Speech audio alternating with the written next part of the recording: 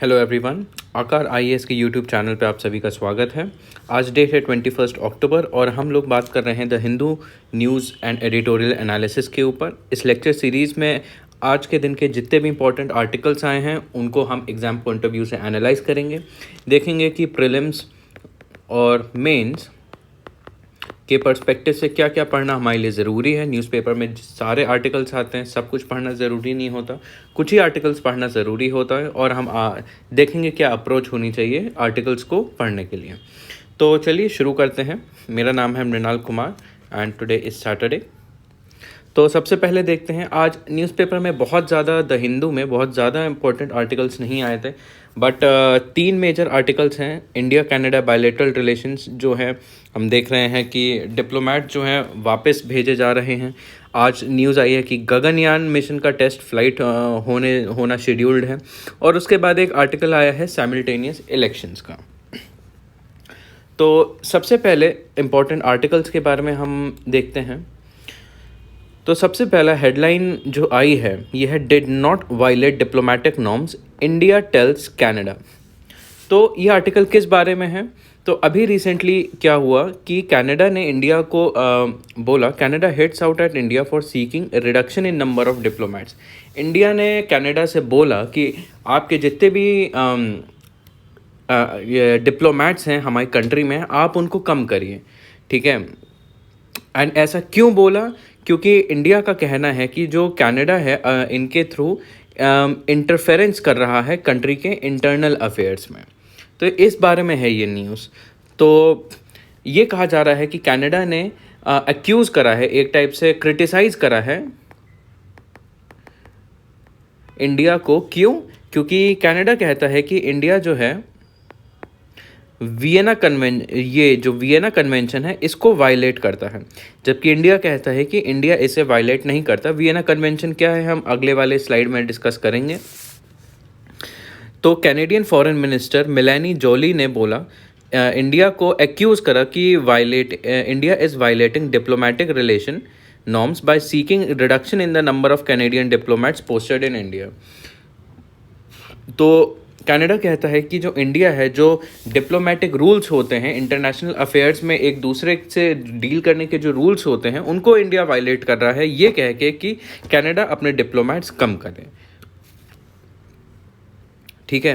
And इसके बाद बताया है कि Canada was forced to stop in person service at its consulates Chandigarh, Mumbai and Bengaluru. तो जो कनाडा सर्विसेज प्रोवाइड करता था, ठीक है, इमिग्रेशन की सर्विसेज जो प्रोवाइड करता था चंडीगढ़ में और मुंबई में, बेंगलुरु में, इसकी वजह से वो अब रुक चुकी हैं और अब जो सर्विसेज हैं वो सिर्फ और सिर्फ दिल्ली में ही चालू हैं।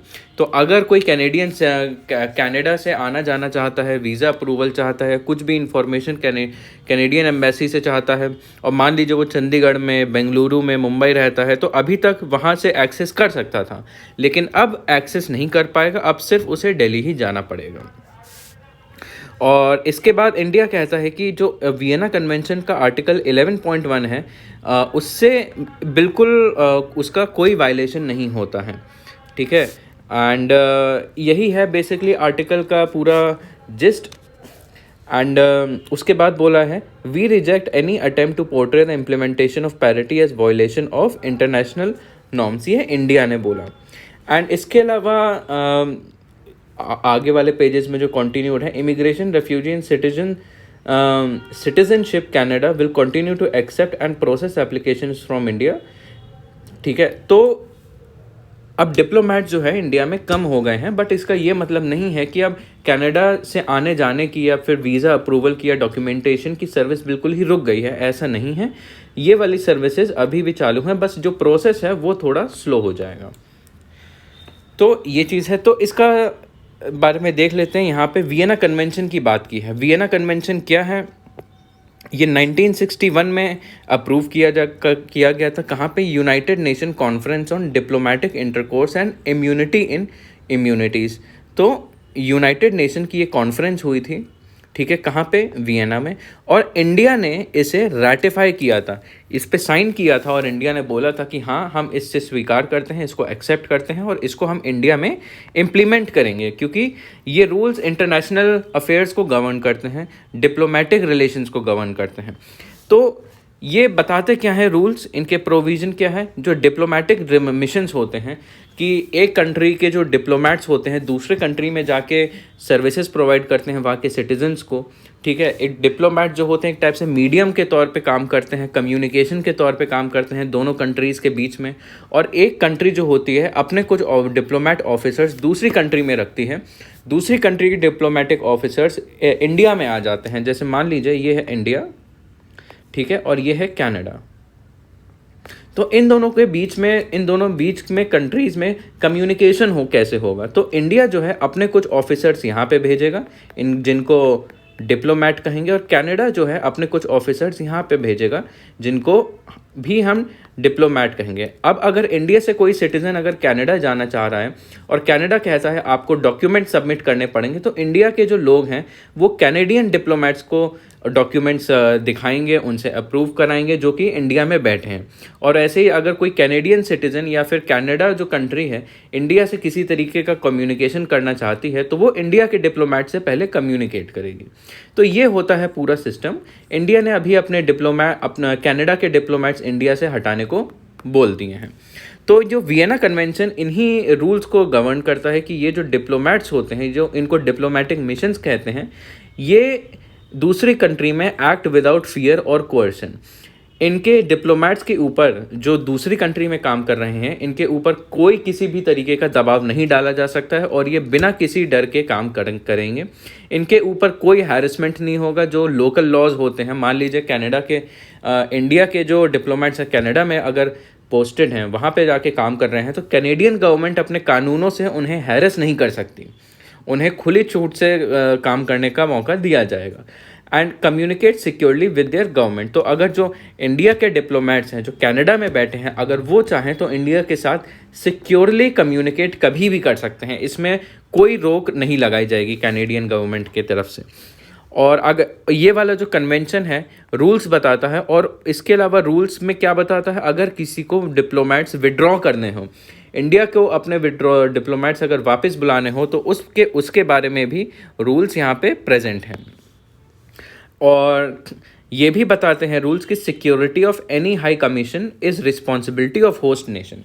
तो अगर इंडिया के डिप्लोमेट्स कनाडा जाके अपना ऑफिस इस्टेब्लिश करते हैं तो उनकी जो सुरक्षा है वो कैनेडियन गवर्नमेंट की रिस्पॉन्सिबिलिटी होगी, उनकी जिम्मेदारी होगी कि जो इंडिया के डिप्लोमेट्स हैं वहाँ पे वो सुरक्षित रहें। ये चीज़ वियना कन्वेंशन बताता है, और इसी के बारे में कनाडा कहता है कि इंडिया ने जो अपने हमारे डिप्लोमेट्स वापस बुला लिए हैं, कनाडा के डिप्लोमेट्स जो हैं उनको वापस जाने को बोल रहे हैं, इंडिया वियना कन्वेंशन को वायलेट कर रहा है, और इंडिया कहता है कि हम वायलेट नहीं कर रहे हैं। अब एक बार देख लेते हैं ये सब चीज़ें जो हो रही हैं इंडिया कनाडा के बीच में, जो ये पॉलिटिक्स चल रही है, इसका बैकग्राउंड क्या है। इसका बैकग्राउंड कहाँ से शुरू हुआ, जब खालिस्तानी टेररिस्ट जो हरदीप सिंह निज्जर है इनकी हत्या कर दी गई थी कनाडा में, ठीक है। ये मोस्ट वांटेड टेररिस्ट हैं इंडिया में, और इनको शूट कर दिया गया था दो अनआइडेंटिफाइड लोगों ने, ठीक है। तो वहाँ के जो प्राइम मिनिस्टर हैं जस्टिन ट्रूडो, ठीक है, उन्होंने आरोप लगाया इंडिया पे कि हो सकता है कि ये जो किलिंग हुई हो इसमें इंडिया का हाथ हो, potential link between the agents of government of India and the killing.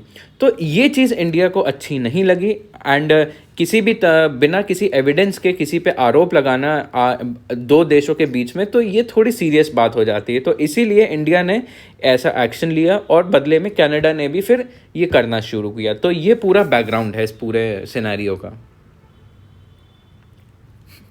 अब उसके बाद आपका ये एडिटोरियल आता है। एडिटोरियल आता है वो भी इसी के बारे में है।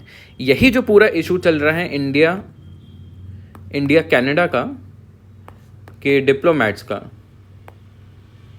उन्हीं के बारे में बताया है। ये पूरा आर्टिकल बस ये कहना चाह रहा है कि जो डिप्लोमेट्स वापस बुलाए जा रहे हैं, कहीं ना कहीं उसका जो इम्पैक्ट है वो आम नागरिकों पर पड़ेगा। ठीक है, लोगों का वीज़ा अप्रूव नहीं होगा, ठीक है, उनके डॉक्यूमेंट्स नहीं अप्रूव होंगे, वो लोग अगर चाहेंगे तो वापस नहीं आ सकते हैं, माइग्रेट नहीं कर सकते हैं वापस। इसमें काफ़ी सारे इश्यूज आएंगे, डिफ़िकल्टीज़ आएंगी, ब्यूरोक्रेटिक डिफ़िकल्टीज़ आएंगी। तो ये आर्टिकल पूरा यही कह रहा है कि न्यू दिल्ली जो कह रहा है हम कुछ वायलेट नहीं कर रहे हैं, और न्यू दिल्ली कह रहा है कनाडा से कि डिप्लोमेट्स वापस बुलाएं, उसके बाद कनाडा आरोप लगा रहा है ये, तो कहीं ना कहीं इस पूरे का इम्पैक्ट जो पड़ रहा है ये कहीं ना कहीं दोनों सिटीज़न के ऊपर चल रहा है। और जो इन्वेस्टिगेशन चल रही है, इन्वेस्टिगेशन भी अभी पूरी नहीं हुई है, तो बिना किसी एविडेंस के ये सारे पॉलिटिक्स चल रही है। तो ये पूरा आर्टिकल आपका इसी बारे में है। ध्यान में रहे जो आप ये वाला आर्टिकल इम्पॉर्टेंट क्यों है, इसका रेलेवेंस क्या है। रेलेवेंस की अगर बात करें तो ये आपका GS2 में इंटरनेशनल रिलेशन में और आपके इंडिया के किन किन कंट्रीज़ के साथ बायलैटरल रिलेशन है उस सिलेबस के पार्ट में आता है। और ये Indo India Canada bilateral relations में आपका एक इम्पॉर्टेंट न्यूज़ आर्टिकल बन जाता है, एक इम्पॉर्टेंट इवेंट पड़ जाता है डिप्लोमेसी में। उसके बाद अगला आर्टिकल देखते हैं। अगला आर्टिकल आया है गगनयान मिशन के बारे में। इस Gaganyaan mission ISRO is set for the first test flight today. ठीक है, तो ये है क्या, एक बार हम लोग देख लेते हैं। तो इंडियन रिसर्च इसरो ने अभी अक्टूबर 21 को आज पहली टेस्ट फ्लाइट करेगा, और ये टेस्ट फ्लाइट का नाम क्या होगा, test vehicle abort mission TVD-1, ये इसका नाम होगा। और इसका ऑब्जेक्टिव क्या होगा,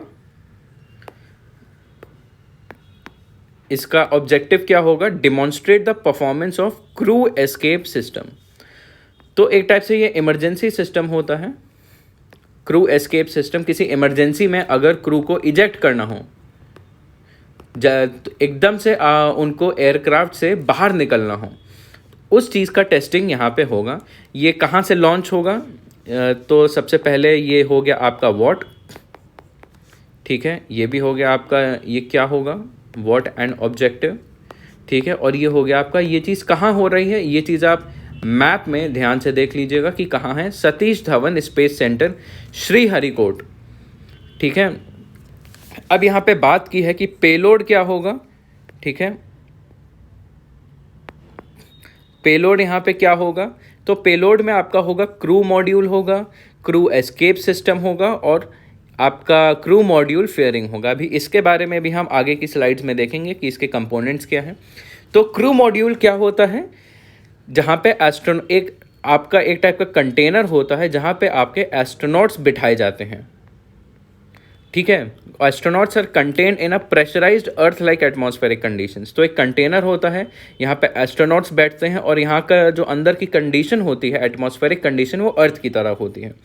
और इसका ऑब्जेक्टिव क्या होगा, flight will simulate the abort condition during the ascent trajectory. तो अलग अलग टाइप का ट्राइजेक्टरी होता है, असेंट ट्राइजेक्टरी होता है, ऊपर जाने वाला रास्ता होता है, नीचे आने वाला रास्ता होता है। तो ऊपर जाते वक्त अगर मिशन को एकदम से अबोर्ट करना पड़े, अबोर्ट मतलब एकदम से ख़त्म करना पड़े, एंड करना पड़े, तो उस चीज़ को टेस्ट करने के लिए ये वाला टेस्ट किया जा रहा है। अलग अलग टाइप के ऐसे इमरजेंसी टेस्ट होते रहते हैं असली टेस्ट से पहले, ताकि आगे चल के कोई अगर इशू आए तो उसको अच्छे से डील करा जा सके। ये होता है इसका ऑब्जेक्टिव। जो क्रू एस्केप सिस्टम है वो क्रू मॉड्यूल से सेपरेट हो जाएगा, कब, 17 किलोमीटर के एल्टीट्यूड पे। इसके अलावा क्या इंपॉर्टेंट इन्फॉर्मेशन है, अब ये जो पूरा मिशन है इसका ऑब्जेक्टिव क्या है। ऑब्जेक्टिव की बात करें तो demonstrate and evaluation of the test vehicle subsystem, ठीक है। इवैल्यूएशन ऑफ CES, तो ये चीज़ पहली हो गई। जो व्हीकल के इम्पोर्टेंट कंपोनेंट्स हैं उनको टेस्ट करना है। जो क्रू एस्केप सिस्टम है, जो इसमें जो एस्ट्रोनॉट्स हैं अगर उनको इमरजेंसी पे उससे तुरंत निकलना पड़े तो उस मॉड्यूल को ये एग्जामिन करेंगे। वेरियस सेपरेशन सिस्टम, कि जो क्रू मॉड्यूल और क्रू एस्केप सिस्टम जो है अलग हो जाता है, जहाँ पे हमने देखा था 17 किलोमीटर के ऑल्टीट्यूड पे, उसको टेस्ट करना है। And deceleration system and demonstration at higher altitude और डीसेलरेशन सिस्टम, ठीक है।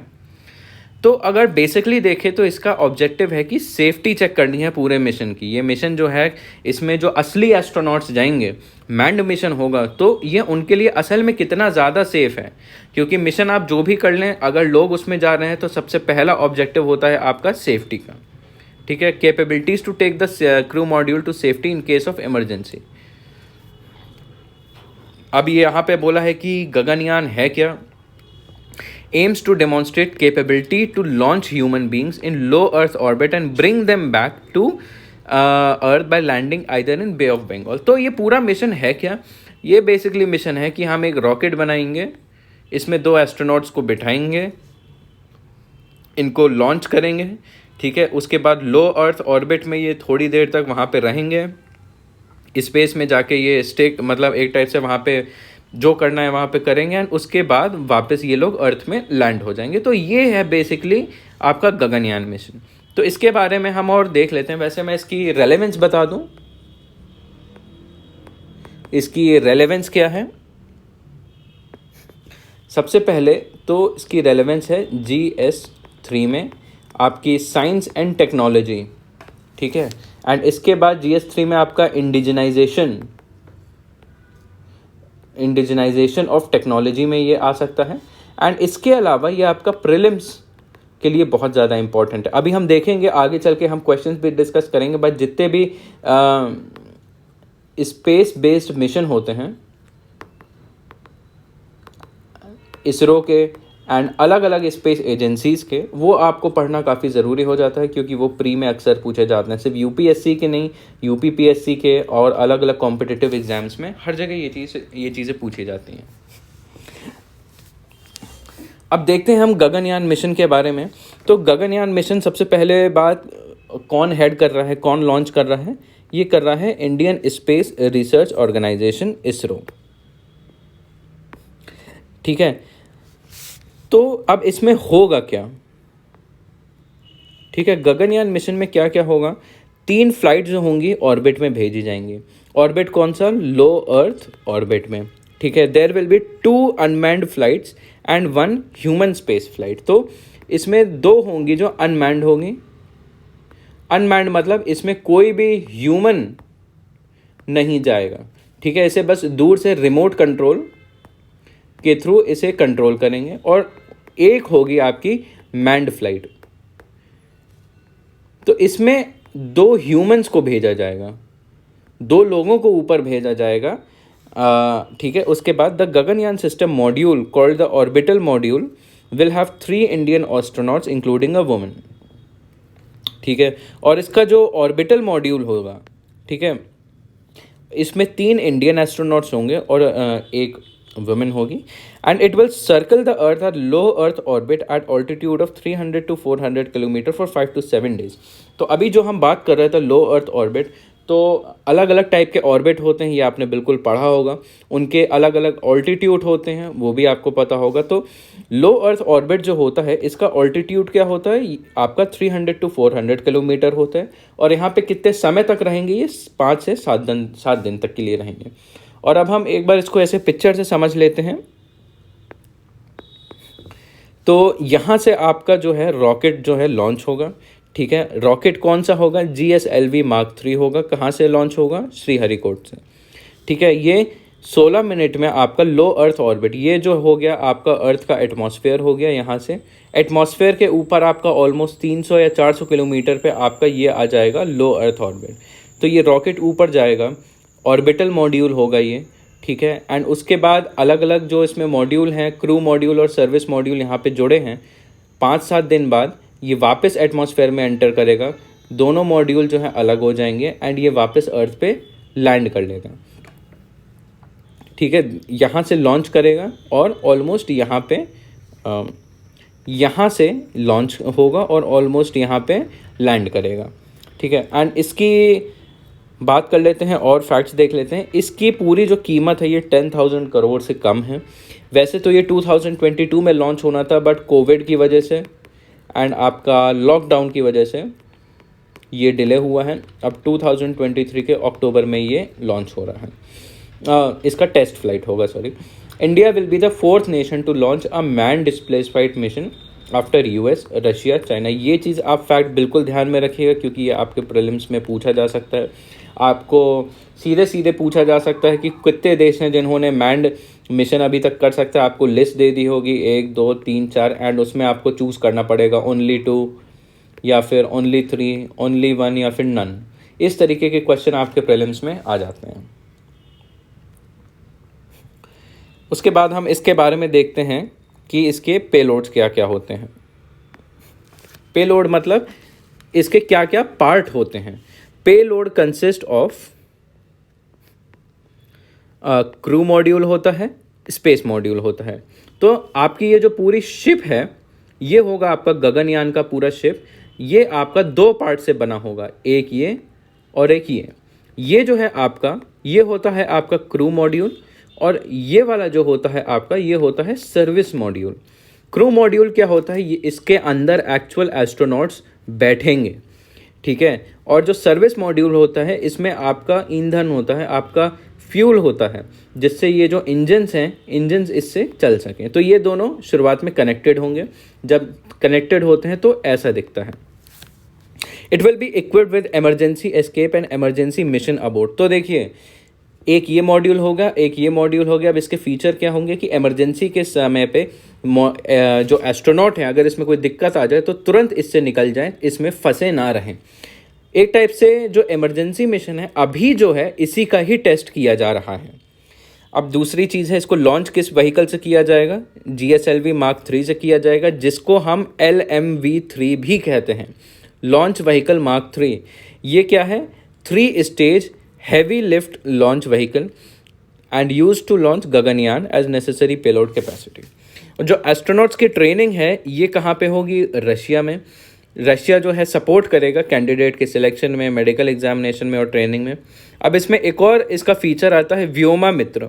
व्योमा मित्र क्या है, एक आपका ह्यूमनॉइड है, ह्यूमन इंसान दिखने जैसा एक रोबोट है, जिसका नाम दिया है व्योमा मित्र का, जो कि जब टेस्ट फ्लाइट करेंगे हम, जो अनमैन्ड मिशन भेजेंगे हम, कि यहाँ पे देख चुके थे कि 2 अनमैन्ड मिशन भेजेंगे, तो इनमें से एक हम रोबोट को भेजेंगे जो कि इंसानों जैसा एक वैसा ह्यूमनॉइड हो, रोबोट हो। उस रोबोट का नाम होगा व्योमा मित्र, ठीक है। जो ये रोबोट जो है अलग अलग एक्सपेरिमेंट करेगा, ग्रेविटी वाला एक्सपेरिमेंट करेगा, और जो ये मॉड्यूल है इससे रिलेटेड पैरामीटर्स देखेगा। और मैंड फ्लाइट है आखिरी में, is the final part of the Gaganyaan mission. Human astronauts will be launch in space and the safety will, कि ह्यूमंस को जो है, इंसानों को स्पेस पे भेजा जाएगा और सेफ्टी के साथ उन्हें वापस लाया जाएगा अर्थ में। This is the main part, और यही जो है आपके मिशन का मेन पार्ट होगा। Where as the previous components were executed, ठीक है। तो जो हमने देखा था कि जो 3 मिशंस लॉन्च करेंगे, 2 अनमैन्ड करेंगे, 1 मैन्ड करेंगे, तो ये जो है, ये 2 अनमैन्ड भी एक टाइप से टेस्ट मिशन ही होंगे। टेस्ट मिशन किसके होंगे, ताकि जब हम ये वाला परफॉर्म करें, ये अच्छा जाए। और आप देखिए, जो GSLV होता है, ये जो होता है इस तरीके का रॉकेट होता है।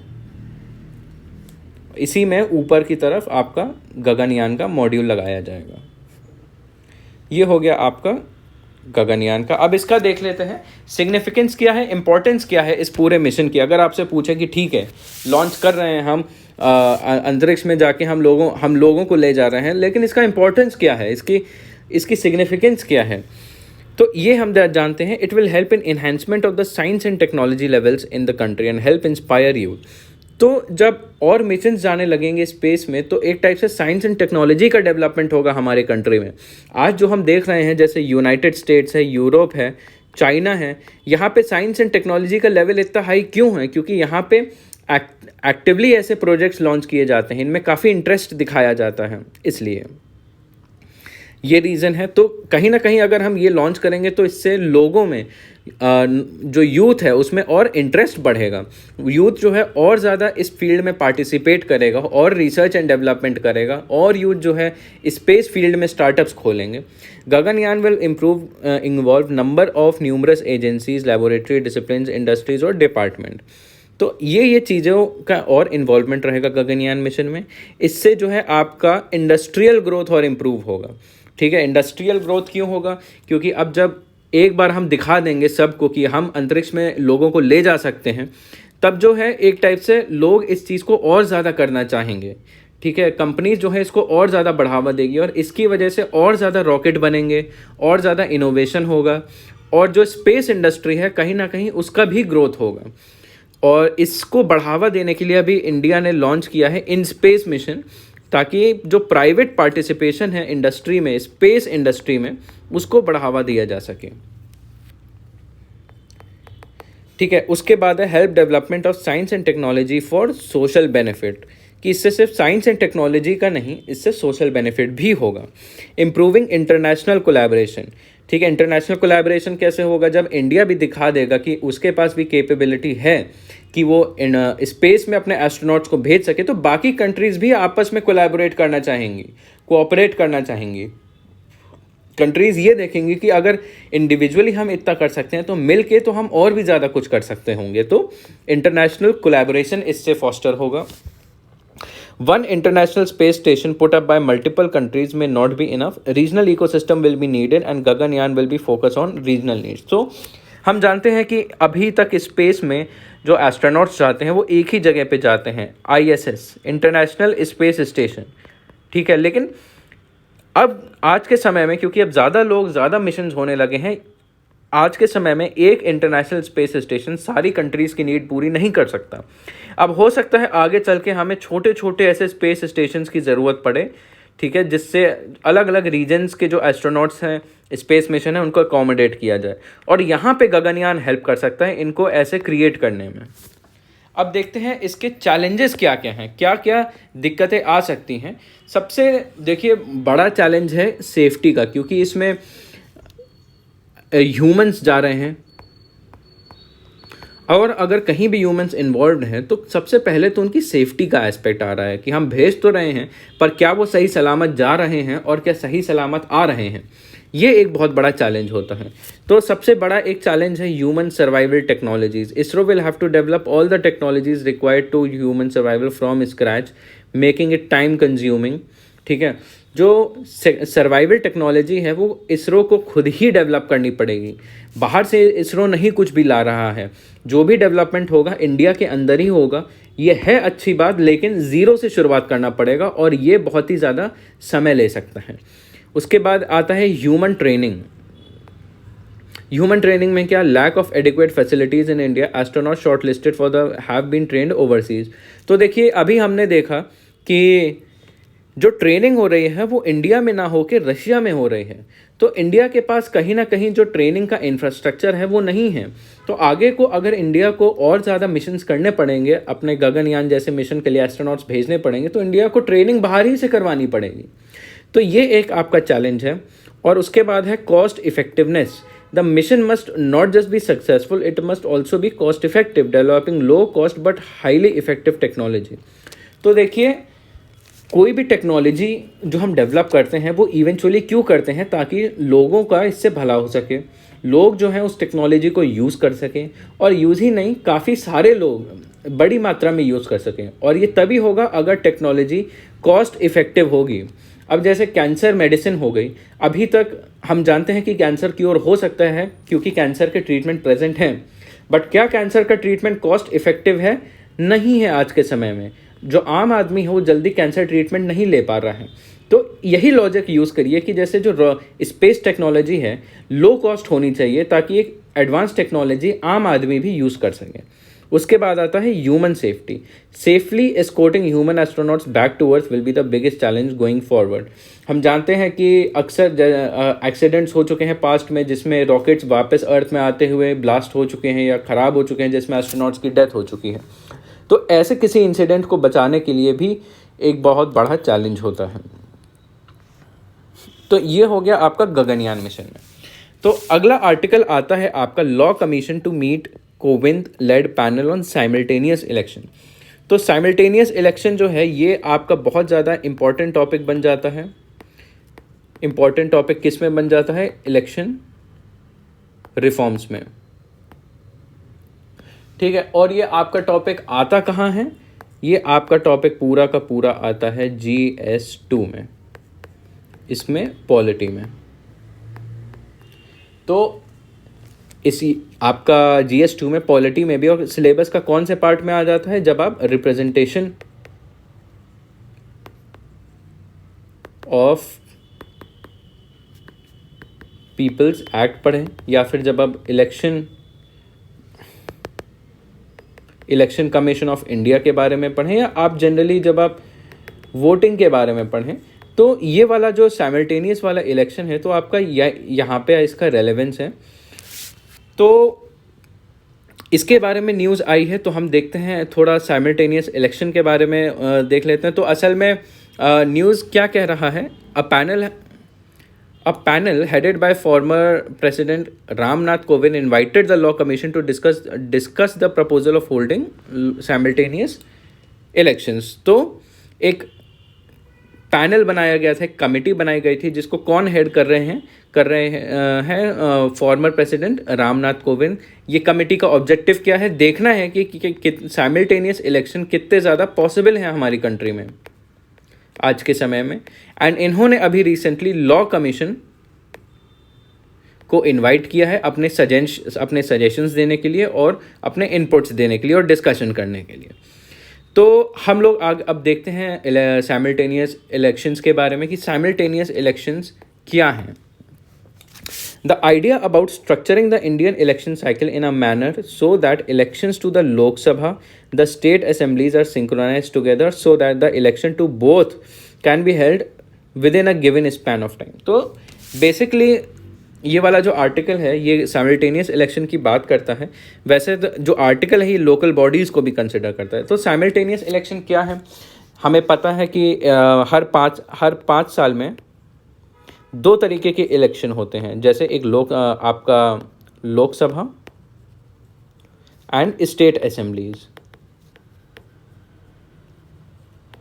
और मान लीजिए अगर आपका एक साल का समय है, और मान लीजिए आपका यहाँ पे लोकसभा का पोल है, तो आपने अक्सर सुना होगा कि लोकसभा का इलेक्शन हुआ, फिर कुछ महीने बाद यहाँ पे आपका यूपी का इलेक्शन हुआ, फिर एक ही साल में फिर कुछ महीने बाद आपका एमपी का इलेक्शन हुआ, कुछ समय बाद तमिलनाडु का इलेक्शन हुआ, कुछ समय बाद आपका राजस्थान का इलेक्शन हुआ। तो एक साल में इतने सारे इलेक्शंस होते हैं, एंड तो इसकी वजह से काफ़ी सारे इश्यूज़ क्रिएट हो जाते हैं।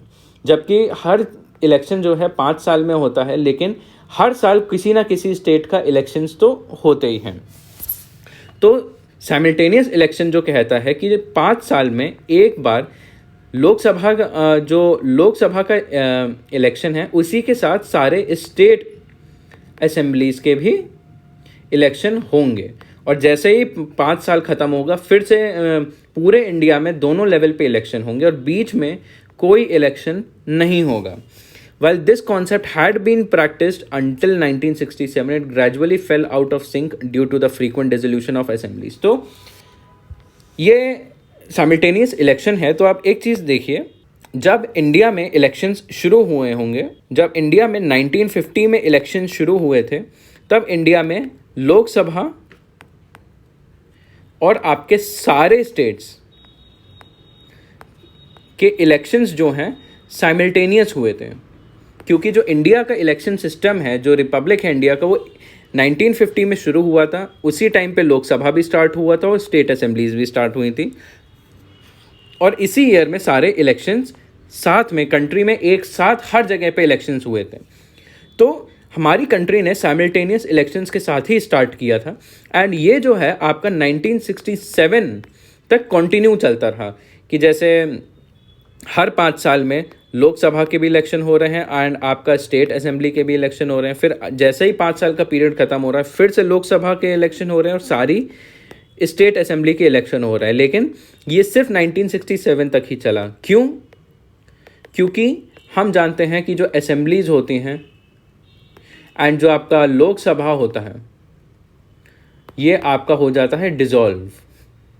ये हम पॉलिटी में पढ़ चुके हैं कि डिज़ोल्व होना का क्या मतलब होता है। डिज़ोल्व क्यों होता है? कि मेजॉरिटी जब लूज़ हो जाती है किसी भी स्टेट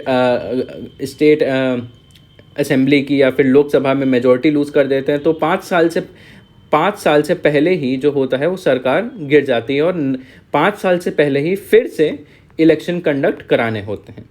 तो 1967 में एकदम से ये हुआ कि कुछ स्टेट असेंबलीज में डिसोल्यूशन होने लगा और जो साइमल्टेनियस इलेक्शन की साइकिल थी वो ब्रेक हो गई।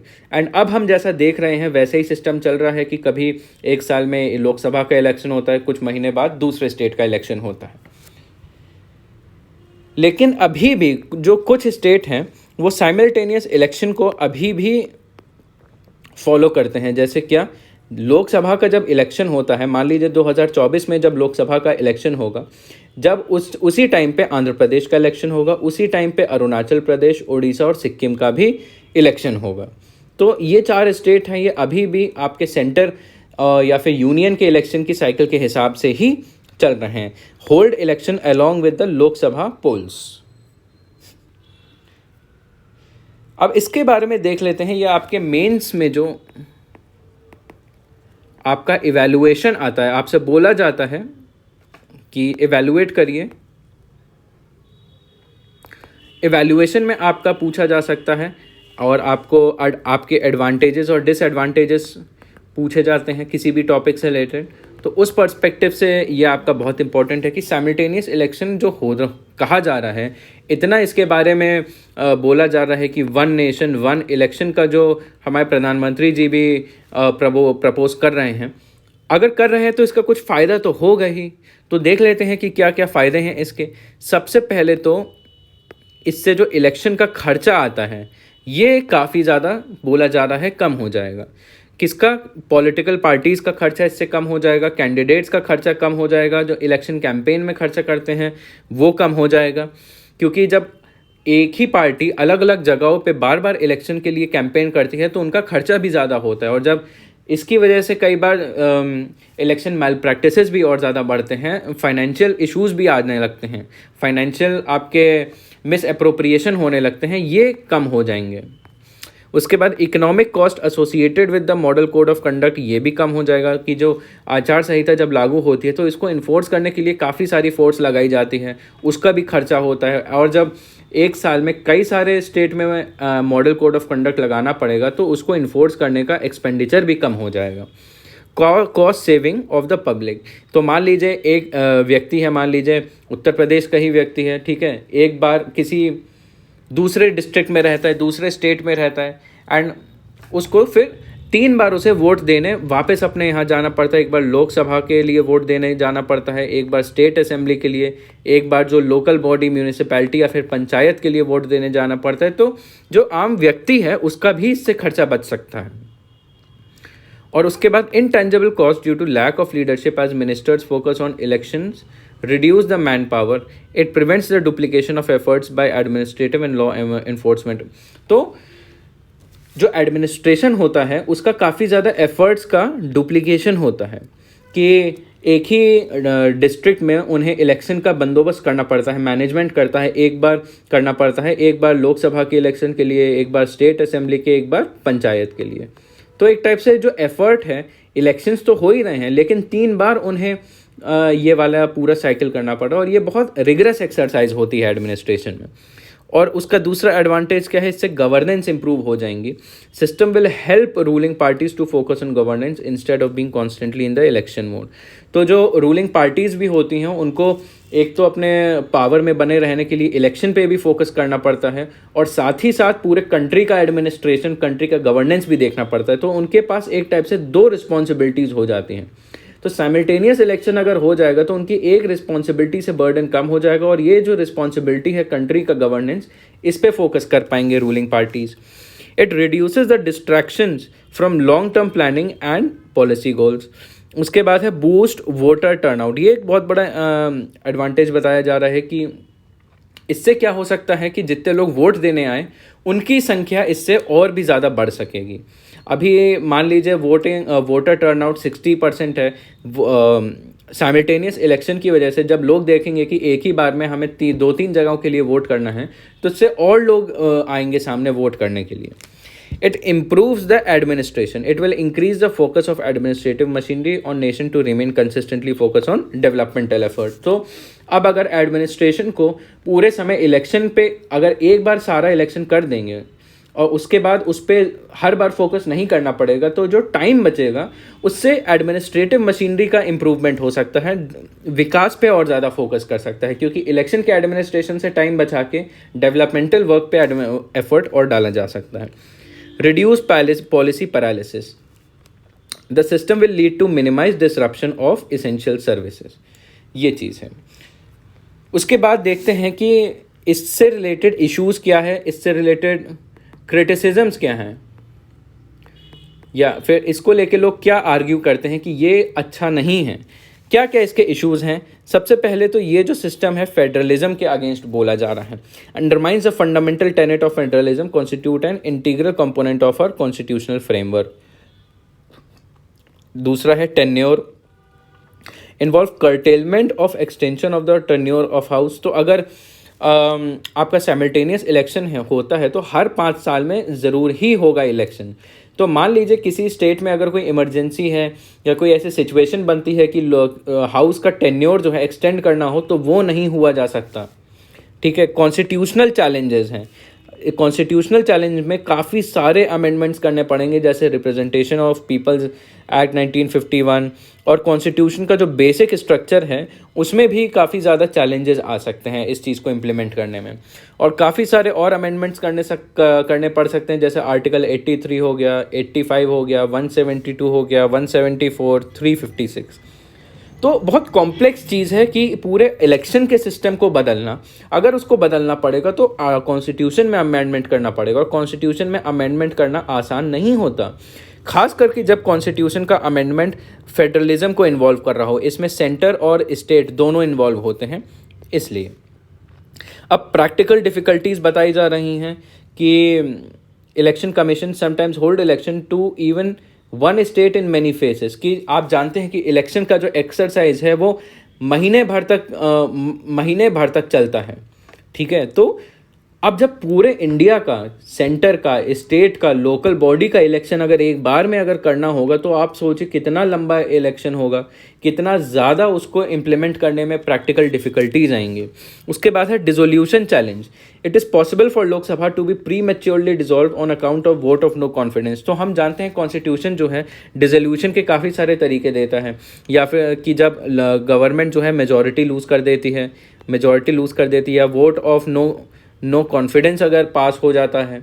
ठीक है. या फिर आप कोई भी ऐसे सिचुएशन समझ लीजिए, तो कहीं ना कहीं आप इस चीज़ को कैसे कहेंगे कि अगर 5 साल के बीच में अगर मान लीजिए इम्प्लीमेंट कर दिया, और 5 साल के बीच में वोट ऑफ नो कॉन्फिडेंस पास कर दिया, लोगों ने बता दिया कि हमारा सरकार में कॉन्फिडेंस नहीं है, तब क्या होगा. ये एक बहुत बड़ा चैलेंज है. क्या तब जाके डिसॉल्व होगा, नहीं होगा, या फिर से कंडक्ट होगा इलेक्शन, क्या फिर से पूरे देश में कंडक्ट होगा. और इसका एक एग्जाम्पल भी है कि जैसे जो हमारे फॉर्मर प्राइम मिनिस्टर रहे अटल बिहारी वाजपेयी जी, तो उनकी जो गवर्नमेंट है 13 दिन के अंदर डिसॉल्व हो गई थी पावर आने के बाद. तो मान लीजिए उस सिचुएशन में वन नेशन वन इलेक्शन में या फिर साइमल्टेनियस इलेक्शन में क्या फिर 13 दिन बाद पूरे देश में इलेक्शन होता. ये एक बड़ा चैलेंज है. It raises the question of whether new elections would be required all 29 state, even if the ruling party holds an absolute majority in case of simultaneous election. दूसरा, impact on regional parties. It will benefit the dominant national party or the incumbent while disadvantaging the smaller regional party issues. तो देखिए, इससे ये कहा जा रहा है कि जो छोटी छोटी रीजनल पार्टीज़ होती हैं अलग अलग स्टेट में, जो रीजनल पार्टीज़ हैं जैसे DMK और AIDMK हो गया, ठीक है, जैसे SP हो गया, BSP हो गया, या फिर तृणमूल कांग्रेस हो गया, जो किसी स्टेट की पर्टिकुलर पार्टीज़ हैं, उनको डिसएडवांटेज हो जाएगा. किससे? जो रूलिंग डोमिनेंट नेशनल पार्टीज़ होती हैं वो इसमें उनको ज़्यादा फ़ायदा होगा इस साइमल्टेनियस इलेक्शन के कॉन्सेप्ट से. तो ये इसका एक इशू बताया जा रहा है, क्रिटिसिज्म बताया जा रहा है. तो लॉ कमीशन के हिसाब से अभी लॉ कमीशन का 2018 में एक रिपोर्ट आई थी जिसमें उसने बताया था कि इलेक्शन, साइमल्टेनियस इलेक्शन को कैसे रिस्टोर करा जा सकता है, हम कैसे इम्प्लीमेंट कर सकते हैं. तो लॉ कमीशन ने कुछ सजेशंस दी थी. ठीक है, बोला था कि अमेंडमेंट करने पड़ेंगे, कॉन्स्टिट्यूशन में अमेंडमेंट करना पड़ेगा, RPA 51 में करना पड़ेगा, rules of procedure of Lok Sabha में अमेंडमेंट करना पड़ेगा, स्टेट लेजिस्लेटिव असेंबलीज़ के रूल्स में कमेंट करना पड़ेगा। ठीक है, काफ़ी सारे अमेंडमेंट करने पड़ेंगे, ये चीज़ बताई। The no confidence motion may be replaced with constructive vote of no confidence through the amendments in the Lok Sabha. तो वोट ऑफ नो कॉन्फिडेंस में अमेंडमेंट करना पड़ेगा, क्या एक टाइप से constructive vote of no confidence लाएं। ठीक है, एंटी डिफेक्शन लॉ में इनको अमेंडमेंट करना पड़ेगा। ठीक है, suitably diluted to prevent the stalemate in case of the hung parliament. उसके बाद statutory limit of 6 months for issuing of notification for general election में be extended for securing flexibility. तो ये काफ़ी कुछ सजेशंस दिए थे आपके लॉ कमीशन ने कि अगर करना चाहें तो हम कैसे कर सकते हैं। इन चीज़ों को हमें एड्रेस करना पड़ेगा। अगर हम ये सारी चीज़ें एड्रेस कर देते हैं तो हो सकता है कि साइमल्टेनियस इलेक्शन हम इम्प्लीमेंट कर पाएँ। तो अब देखते हैं जो हमने अभी टॉपिक्स के बारे में आर्टिकल्स पढ़े, उससे रिलेटेड प्रीवियस ईयर क्वेश्चंस क्या क्या आ सकते हैं। सबसे पहले हम प्रीलिम्स के क्वेश्चन देखेंगे, मल्टीपल टाइप ऑब्जेक्टिव क्वेश्चंस देखेंगे। ठीक है, तो मैं चाहता हूं कि मैं आपको 3-4 क्वेश्चंस दिखाऊंगा एंड हर क्वेश्चन में आप स्क्रीन को पॉज कर लीजिए एंड उसको रीड करिए एंड रीड करने के बाद आप कमेंट में इसका आंसर लिखिए और आपके आंसर का आपको रिप्लाई दे दिया जाएगा कि आपका आंसर सही है या नहीं है। तो ये हो गया आपका सबसे पहला क्वेश्चन। आप स्क्रीन को पॉज कर लीजिए और क्वेश्चन पढ़ के इसका आंसर करिए कमेंट में। ये हो गया आपका सेकंड क्वेश्चन। ये आपका इलेक्शन से ही रिलेटेड है, प्रेसिडेंट ऑफ इंडिया के इलेक्शन से रिलेटेड है। ये भी आपका प्रीवियस ईयर क्वेश्चन है UPSC मेंस का। ये हो गया आपका थर्ड क्वेश्चन हो गया, ये भी आपका इलेक्शन ऑफ प्रेसिडेंट के ऊपर है। इसका आप पॉज करके आंसर करिए। एंड ये हो गया आपका फोर्थ क्वेश्चन, ये आपका मेंस बेस्ड क्वेश्चन हो गया। ये भी आपका प्रीवियस ईयर क्वेश्चन है आपका GS2 का। ये आपका 150 marks and 150 words and 10 marker question है। तो इसको आप आंसर करिए। इसका जो आंसर है आप कमेंट में इसका आंसर करिए एंड आपको अगर इसका इवैल्यूएशन चाहिए तो आपको वो भी मिल जाएगा।